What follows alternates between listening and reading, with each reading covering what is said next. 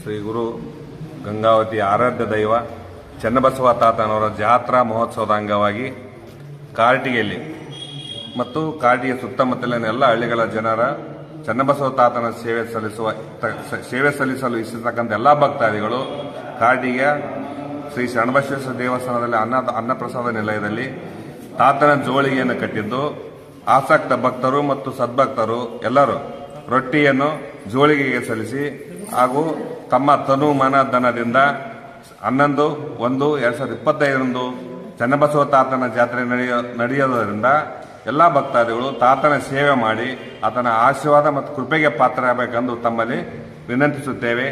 ಹಾಗೂ ಶ್ರೀ ಗುರು ಚನ್ನಬಸವ ಶಿವಯೋಗಿ ಟ್ರಸ್ಟ್ನ ಎಲ್ಲ ಸದಸ್ಯರು ಮತ್ತು ಪದಾಧಿಕಾರಿಗಳು ತಾತನ ಸೇವೆ ಮಾಡಲು ಸದಾ ಸನ್ನದ್ಧರಾಗಿರ್ತಾರೆ.